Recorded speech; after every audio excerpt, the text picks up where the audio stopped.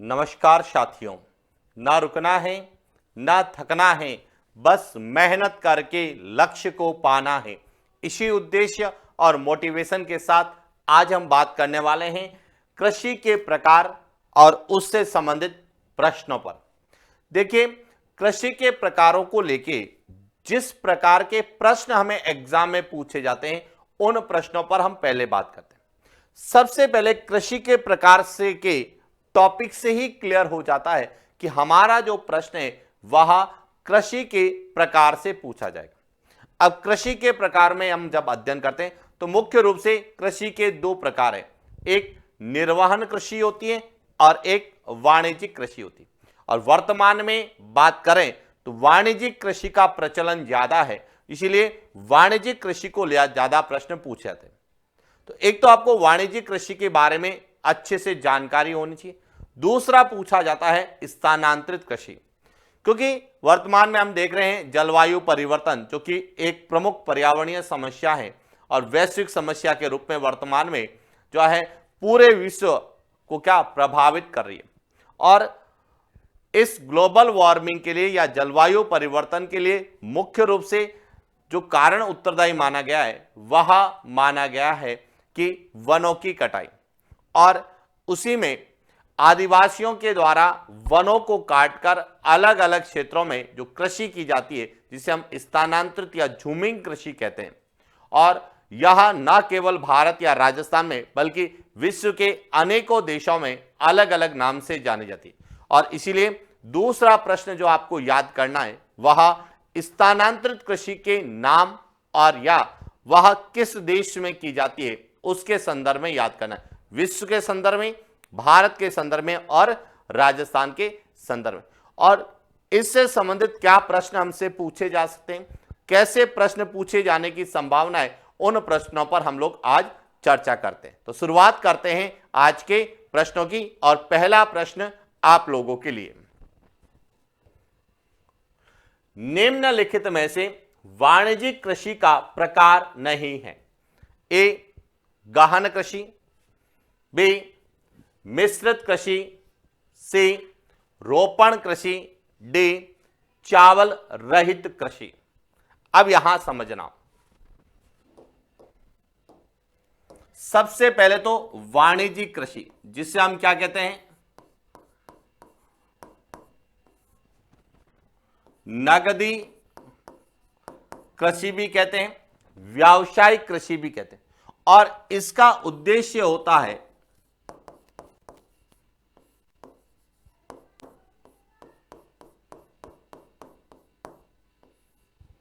आय की प्राप्ति। आय की प्राप्ति के उद्देश्य से जो भी हम कृषि करते हैं उसे हम क्या कहते हैं, वाणिज्यिक कृषि कहते हैं। अब आता है कि वाणिज्यिक कृषि जो है वह कितने प्रकार की है। तो वाणिज्यिक कृषि तीन प्रकार की होती है। एक तो होती है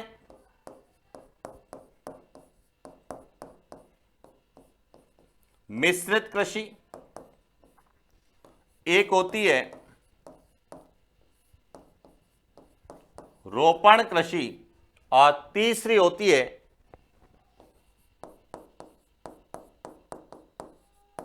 वाणिज्यिक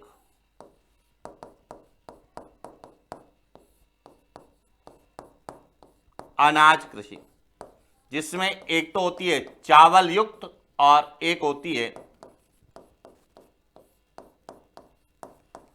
चावल रहित। क्लियर हो गया। अब देखिए, निम्नलिखित में से वाणिज्यिक कृषि का प्रकार नहीं है, तो इसका सही उत्तर क्या है, ए गहन कृषि। यह खाद्यान्न उत्पादन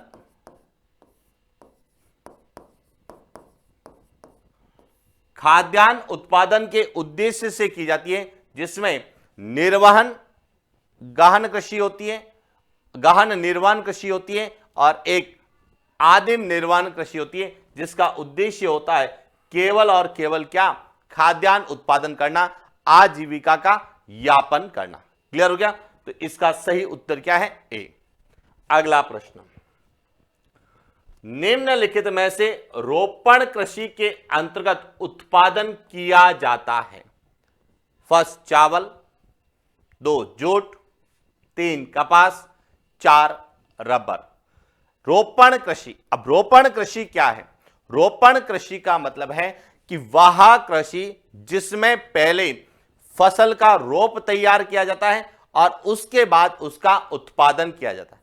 तो देखिए, रोपण कृषि जो है यहां एक प्रकार से व्यावसायिक कृषि होती है। क्या होती है? व्यावसायिक कृषि होती है या वाणिज्यिक कृषि होती है।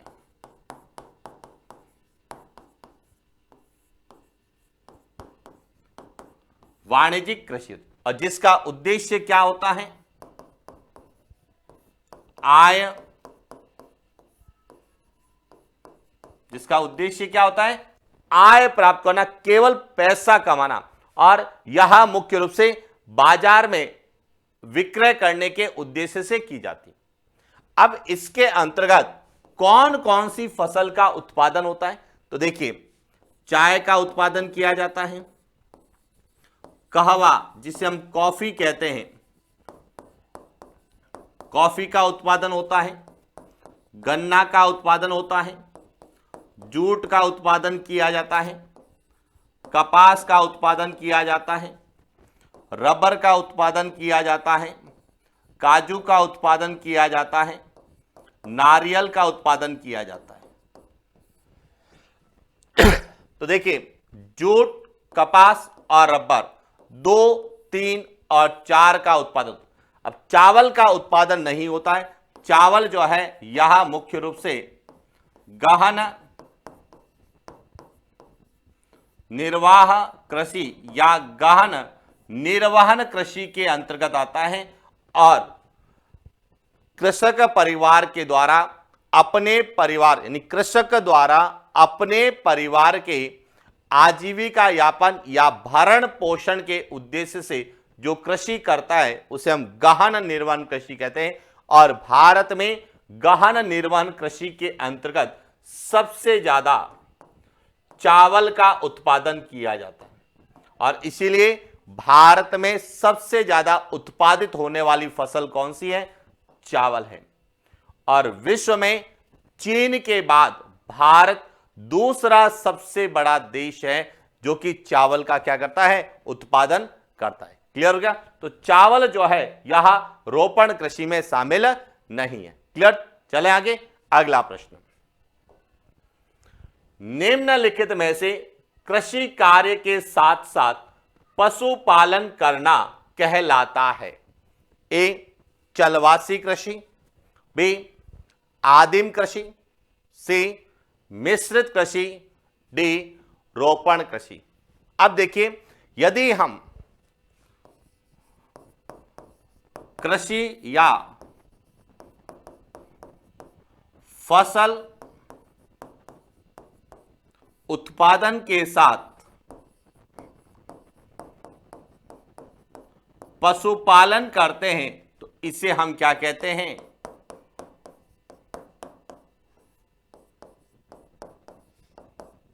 मिश्रित कृषि कहते हैं। इसीलिए इसका सही उत्तर क्या है? सी मिश्रित कृषि है। अब कई बार डायरेक्ट प्रश्न आता है कि मिश्रित कृषि का अभिप्राय है कृषि के साथ साथ पशुपालन। दोनों तरीके से पूछा जा सकता है। आपको परिभाषा देके पूछा जा सकता है कि यह कौन सा प्रकार है, या फिर मिश्रित कृषि का क्या अभिप्राय है, तो कृषि के साथ साथ पशुपालन या फसल उत्पादन के साथ साथ पशुपालन, उसे हम क्या कहते हैं? मिश्रित कृषि कहते हैं। अब चलवासी कृषि क्या होती है?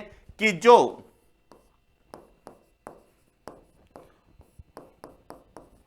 ऋतु प्रवासी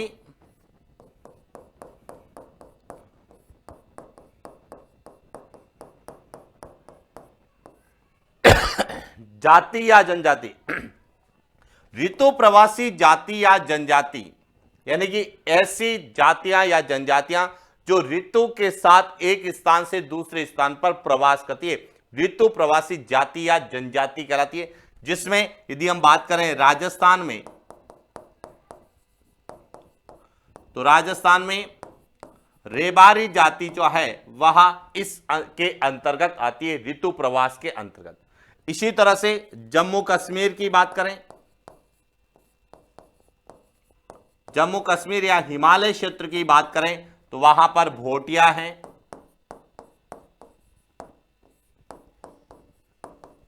गुज्जर हैं, बकरवाल हैं।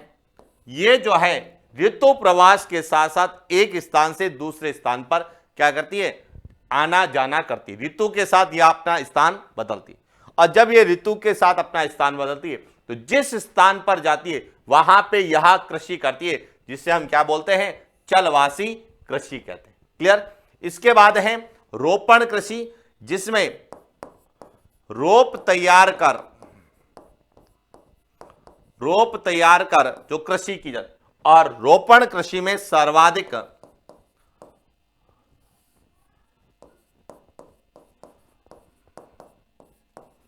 नगदी फसलों का जो उत्पादन है वह सबसे ज्यादा जो है रोपण कृषि के अंतर्गत किया जाता है, जिसमें चाय है, कॉफी है, गन्ना है, कपास है, इनका उत्पादन ज्यादा किया जाता है। क्लियर हो गया। चले आगे, अगला प्रश्न।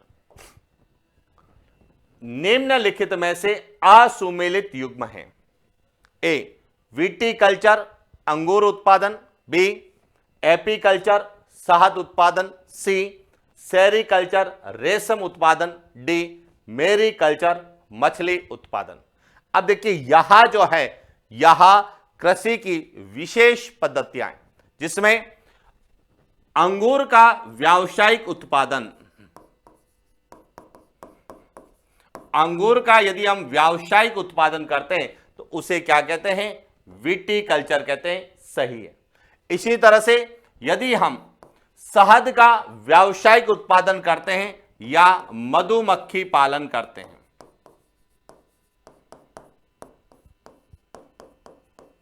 मधुमक्खी पालन करते हैं तो इसे हम क्या कहते हैं, एपीकल्चर कहते हैं। यह भी क्या है, सही है।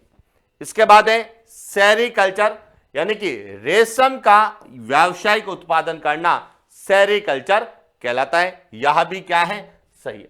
इसके बाद है मेरीकल्चर। मेरीकल्चर का संबंध है समुद्री जीवों का,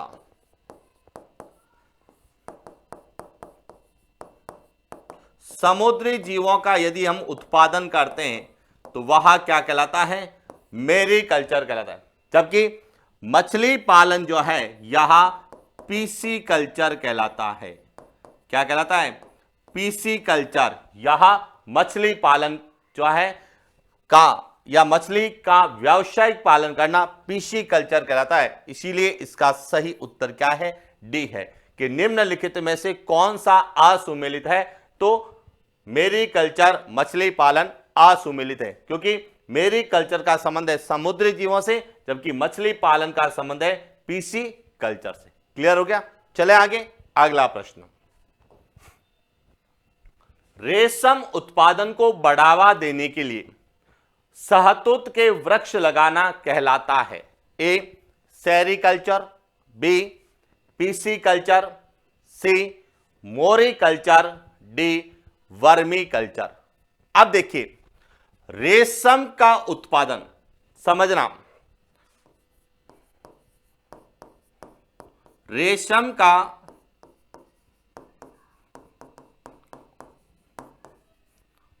व्यावसायिक उत्पादन, रेशम का व्यावसायिक उत्पादन करना यह क्या कहलाता है, सेरी कल्चर कहलाता है। लेकिन प्रश्न क्या पूछा है, रेशम उत्पादन के लिए शहतूत के वृक्ष लगाना, तो शहतूत के वृक्ष लगाना यह कहलाता है मोरी कल्चर। क्या कहलाता है, मोरी कल्चर कहलाता है। इसीलिए इसका सही उत्तर क्या होगा, सी, क्योंकि सेरीकल्चर का संबंध है रेशम उत्पादन से, रेशम उत्पादन से संबंधित है। जबकि रेशम उत्पादन को बढ़ावा देने के लिए यदि हम शहतूत के वृक्ष लगाते हैं तो इसे हम क्या कहते हैं, मोरी कल्चर कहते हैं। और शहतूत के वृक्ष सबसे ज्यादा कर्नाटका में, इसीलिए भारत में सबसे ज्यादा रेशम का उत्पादन कर्नाटका में होता है। क्लियर हो गया। अब है पीसी कल्चर। पीसी कल्चर का मतलब है मछली पालन से, मछली पालन क्या कहलाता है, पीसी कल्चर कहलाता है। और वर्मी कल्चर जो है यह कहलाता है केचुआ पालन। केचुआ पालन यह वर्मी कल्चर कहलाता है। तो इस प्रकार जो है कृषि की विशेष पद्धतियों में यहां हम 8 प्रकार की पद्धतियां पढ़ते हैं। इसके अलावा एक फ्लोरिकल्चर है, एक ओलिवी कल्चर है, एक हॉर्टिकल्चर है, एक जो है ओलिव कल्चर है। तो इसीलिए कुछ जो है और विशेष पद्धतियां हमें पता होनी चाहिए जो एग्जाम पॉइंट ऑफ व्यू से इंपॉर्टेंट है। क्लियर हो गया? चला आगे, अगला प्रश्न। निम्नलिखित में से समझौते के आधार पर की जाने वाली कृषि कहलाती है? ए सहकारी कृषि, बी बारानी कृषि, सी प्रसंविदा कृषि, डी ट्रंक फार्मिंग। अब समझना, सबसे पहले सहकारी कृषि। सहकारी कृषि का मतलब है कि आय प्राप्त करने के उद्देश्य से कृषकों द्वारा स्वेच्छा से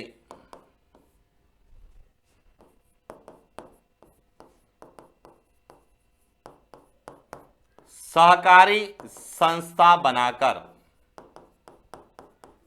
कृषि कार्य करना, वह क्या कहलाती है? सहकारी कृषि, जिसमें किसान स्वेच्छा से पहले एक संस्था बनाते हैं, सहकारी संस्था बनाते हैं और उसके बाद वह कृषि कार्य करते हैं। इसका मतलब है सहकारी कृषि समझौते के आधार पे नहीं होती है, सहयोग के आधार पे होती है। क्लियर हो गया? इसके बाद है बारानी कृषि, जो कि पूर्णतः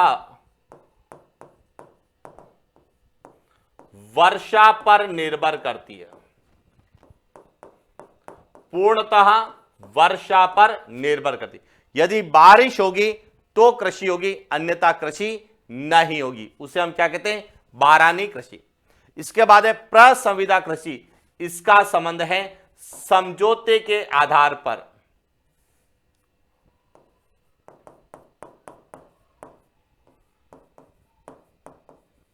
समझौते के आधार पे जो कृषि की जाती है उसे हम क्या कहते हैं? प्रसंविदा कृषि कहते हैं। इसका सही उत्तर है सी, जिसे हम अलग अलग जगह अलग अलग नाम से जानते हैं। कई जगह इसे हासिल देना, कई जगह इसे इजारेदारी प्रथा के रूप में भी जानते हैं।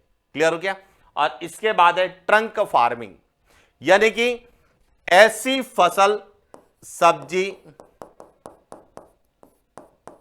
फल जो जल्दी खराब हो जाते हैं या जिनके जल्दी खराब होने की संभावना होती है, तो उनको खेत से ही जो है विपणन केंद्र तक पहुंचाने के लिए ट्रकों का प्रयोग किया जाता है। तो ऐसी कृषि को हम क्या बोलते हैं?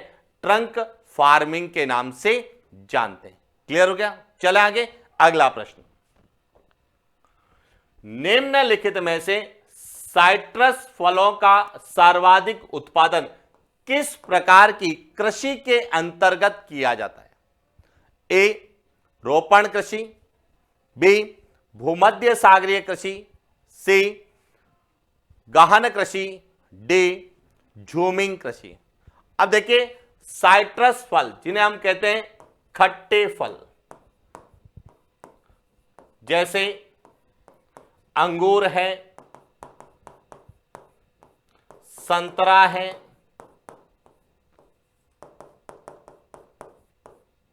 अंजीर है, नींबू है, जितने भी खट्टे या रसदार जो फल होते हैं, उन फलों का जो उत्पादन है उसके लिए जो जलवायु है उसे कहा जाता है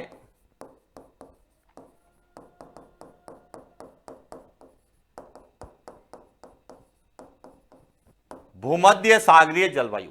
और भूमध्य सागरीय जलवायु में जो कृषि की जाती है उसे भूमध्य सागरीय कृषि कहते हैं। इसका सही उत्तर क्या है? वह बी है, भूमध्य सागरीय कृषि। अब प्रश्न आता है कि भूमध्य सागरीय कृषि कहां की जाती है? तो जो भूमध्य सागर है, भूमध्य सागर के आसपास, यहां जो भूमध्य सागर है इसके आसपास यहां कृषि की जाती है। अब भूमध्य सागर कृषि मुख्य रूप से की जाती है दक्षिणी यूरोप और उत्तरी अफ्रीका।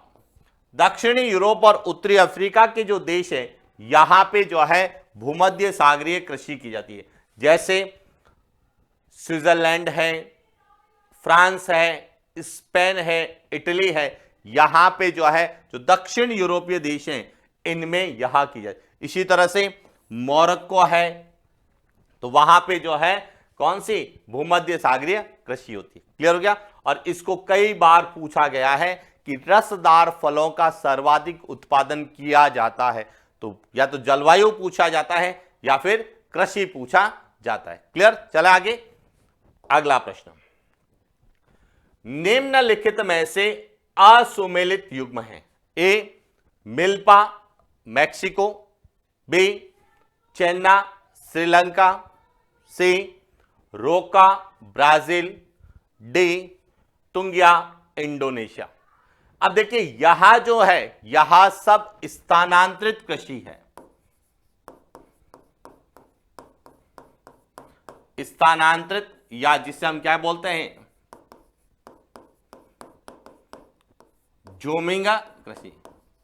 मुख्य रूप से आदिवासी जनजातियों के द्वारा स्थान बदलकर जो कृषि की जाती है जिसे हम क्या बोलते हैं स्थानांतरित या झूमिंग कृषि कहते हैं। इसे ही कर्तन एवं दहन भी कहा जाता है और स्लैश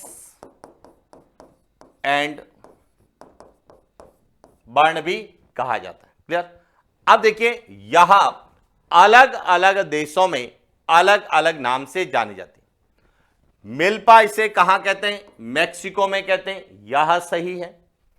चेन्नई इसे कहां कहा जाता है, श्रीलंका में कहा जाता है। रोका इसे कहां कहा जाता है, ब्राजील में कहा जाता है। तुंगा जो है इसे म्यांमार में कहा जाता है। कहां कहा जाता है, म्यांमार में। और इंडोनेशिया और मलेशिया में जो स्थानांतरित कृषि की जाती है उसे लेदांग कहा जाता है। क्या कहा जाता है, लेदांग कहा जाता है। तो कौन सा असुमेलित है, इसका सही उत्तर क्या है, वह डी है। अब इसके लिए आपको ज्यादा मेहनत नहीं करनी है।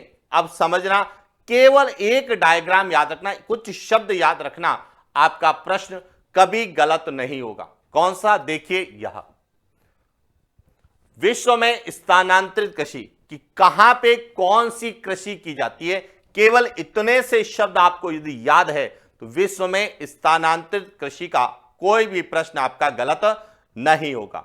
देखिए सबसे पहले है मिल्पा, मैक्सिको और मध्य अमेरिका में की जाती है। रोका यह ब्राजील में की जाती है। कोनुको वेनेजुएला में की जाती है।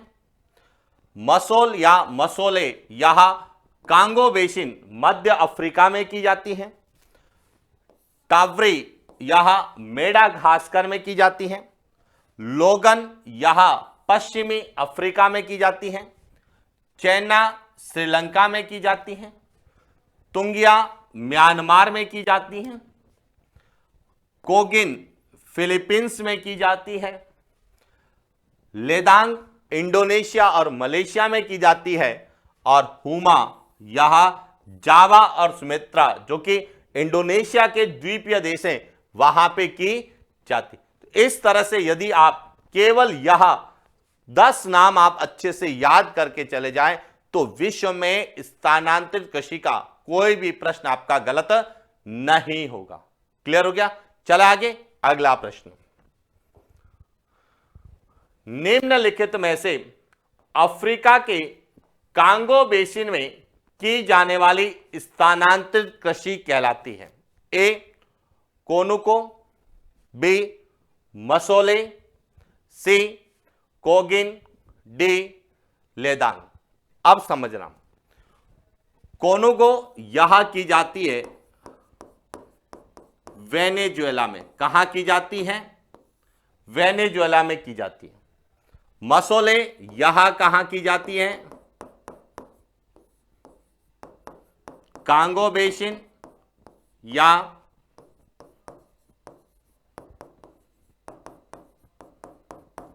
मध्य अफ्रीका में की जाती है। कोगिन यहां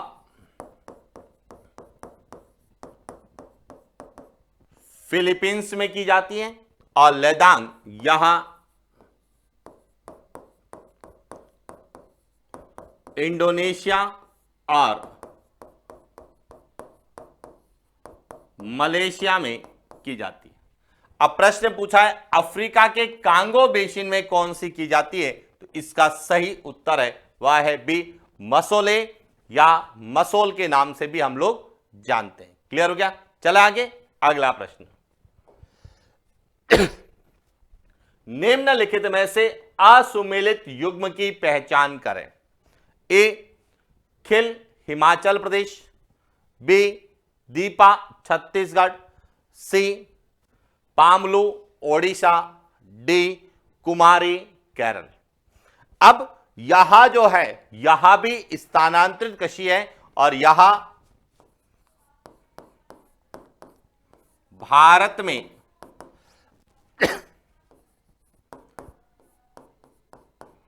की जाने वाली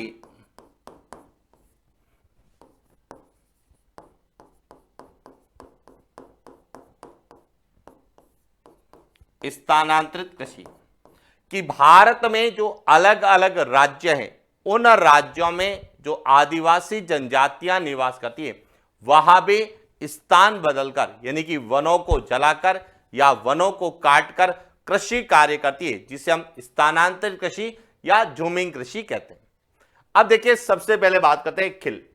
खिल यहां हिमालय प्रदेश, विशेष रूप से हिमाचल प्रदेश में, हिमाचल प्रदेश में की जाती है, सही है। दीपा यहां छत्तीसगढ़ और अंडमान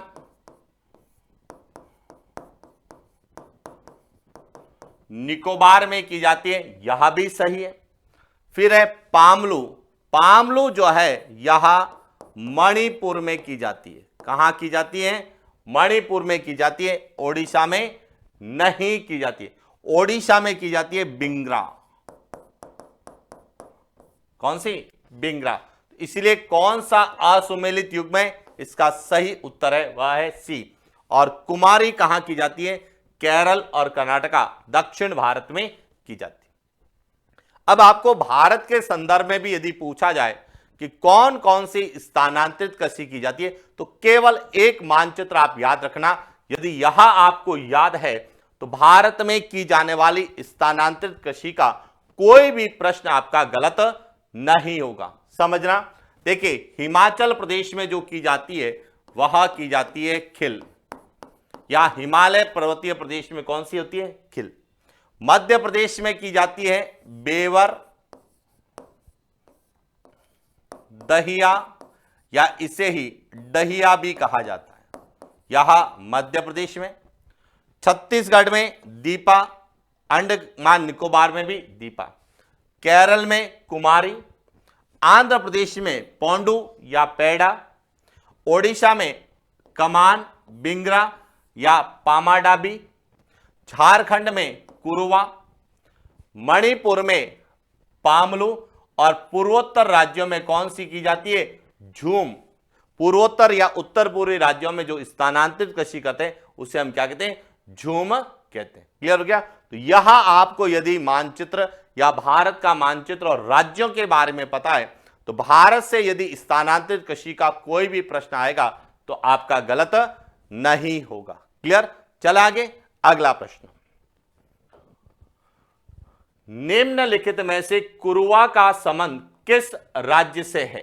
ए मध्य प्रदेश, बी झारखंड, सी दक्षिण भारत, डी पूर्वोत्तर राज्य। अब समझना, मध्य प्रदेश में जो है की जाने वाली स्थानांतरित कृषि बेबर या दहिया या डहिया कहलाती है।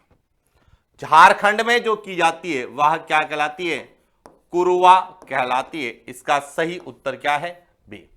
दक्षिण भारत में जो की जाती है उसे जारा कहा जाता है। और यदि केरल का पूछे तो केरल में क्या की जाती है? कुमारी की जाती है। और पूर्वोत्तर राज्यों में जो की जाती है उसे क्या कहा जाता है?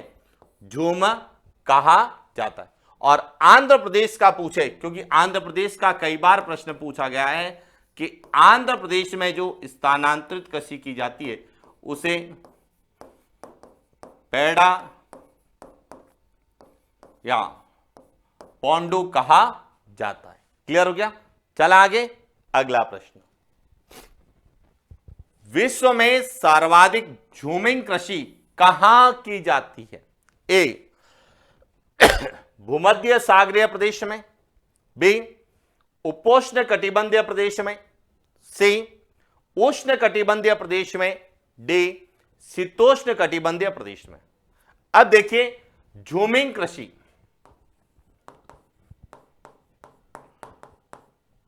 झूमिंग कृषि कहां की जाएगी? जहां पे जो है वन संपदा क्या होगी? ज्यादा होगी। अब क्यों होगी? क्योंकि जहां वन संपदा ज्यादा होगी वहां पे वनों पे आश्रित रहने वाली लोग या जाति जनजातियां ज्यादा रहेगी, जिसे हम आदिवासी जनजातियां कहते हैं। और यही आदिवासी जनजातियां वनों को काटकर या जलाकर या स्थान बदल के क्या करेगी? कृषि कार्य करेगी। अब देखिए, विश्व में सर्वाधिक जैव विविधता वाला या प्राकृतिक वनस्पति वाला जो क्षेत्र आता है वह आता है विषुवत रेखीय क्षेत्र।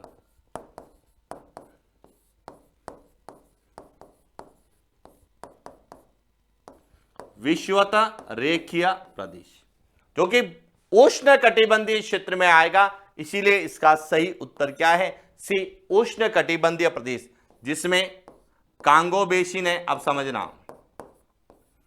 कांगो बेसिन है,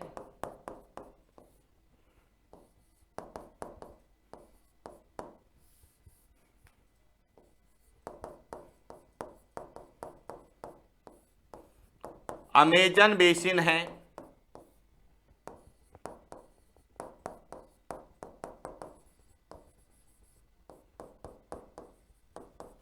दक्षिण पूर्वी जो एशिया है यहां पे जो है उष्ण कटिबंधीय प्रदेशों में सबसे ज्यादा क्या होती है? झूमिंग कृषि या स्थानांतरित कृषि होती। इसीलिए ध्यान रखना, यहां से प्रश्न बनता है कि सर्वाधिक झूमिंग कृषि किस प्रदेश में होती है? तो उष्ण कटिबंधीय। और यदि महाद्वीप पूछा जाता है तो ध्यान रखना, अफ्रीका कांगो बेसिन में सबसे ज्यादा होती है, क्योंकि आदिवासी जनजातियां यहां पे निवास करती है, जिससे आपने बंतु नाम सुना होगा, पिग्मी जनजातियां निवास करती है। क्लियर हो गया? चला आगे, अगला प्रश्न।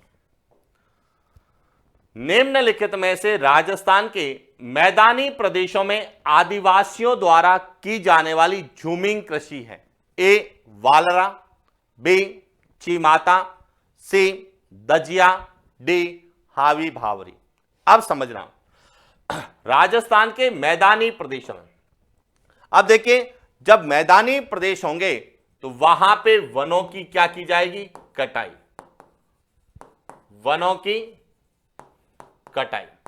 और वनों को काटकर जो कृषि की जाती है उसे क्या कहा जाता है? दजिया या स्लैश किया कहा जाता है। इसका सही उत्तर क्या है? सी। अब आप कहेंगे सर चीमाता भी होती है। अब समझना, चीमाता जो है यह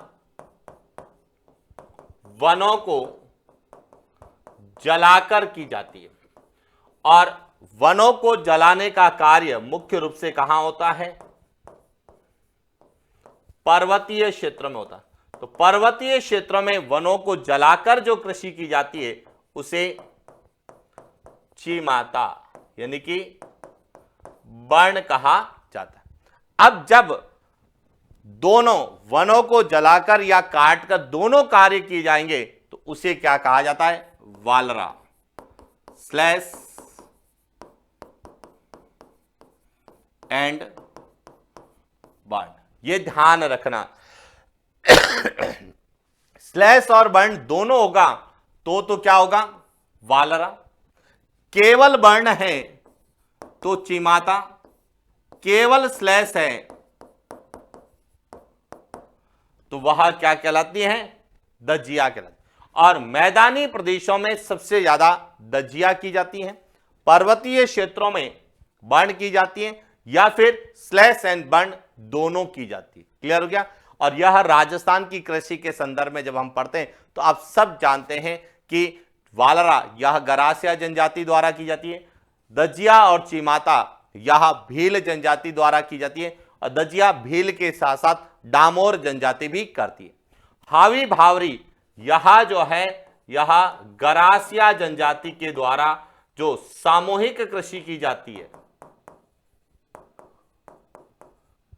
सामूहिक कृषि की जाती है, उसे क्या कहा जाता है? हावी भावरी। और यह जो है यह स्थानांतरित कृषि या झूमिंग कृषि का प्रकार नहीं है। क्लियर?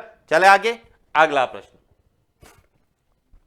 निम्नलिखित में से गोपालन कृषि पेटी का संबंध है? ए दक्षिण अफ्रीका से, बी संयुक्त राज्य अमेरिका से, सी कनाडा से, डी ऑस्ट्रेलिया से। अब देखिए गोपालन कृषि पेटी क्या है। गोपालन कृषि पेटी यहां जो है यूएसए में शीतोष्ण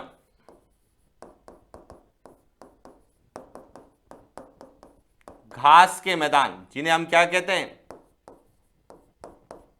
प्रेयरी घास के मैदान कहते हैं। और यहां पर जो है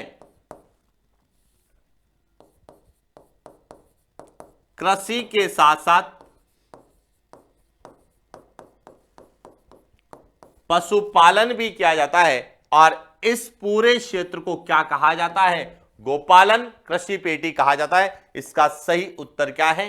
बी यूएसए, संयुक्त राज्य अमेरिका। अब देखिए दक्षिण अफ्रीका में जो शीतोष्ण घास के मैदान है उन्हें हम क्या कहते हैं? वेल्ट। और इसमें सबसे ज्यादा किसका उत्पादन होता है? मक्का का उत्पादन होता है। इसीलिए यदि आपसे पूछा जाए मक्का त्रिभुज कहां है,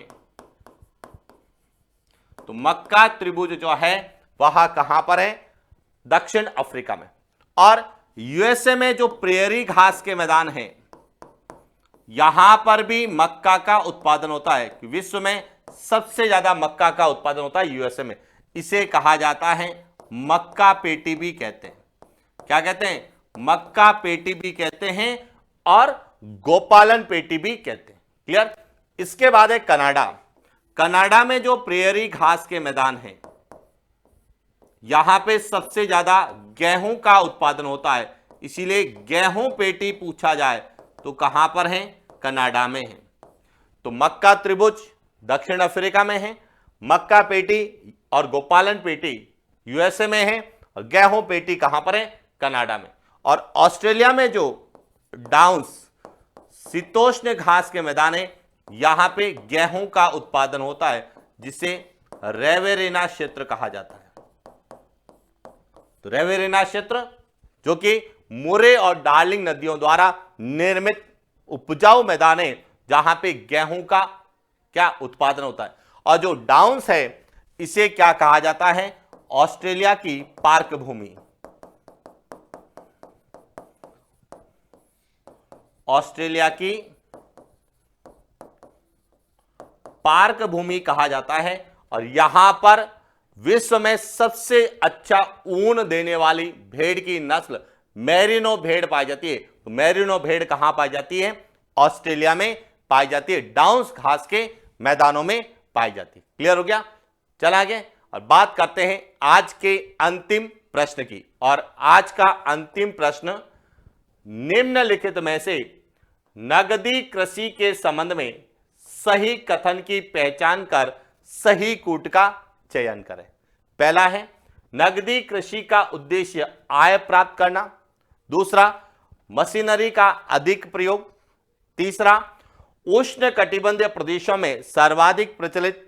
चौथा, अधिक पूंजी निवेश। अब समझना, नगदी कृषि जिससे हम क्या बोलते हैं,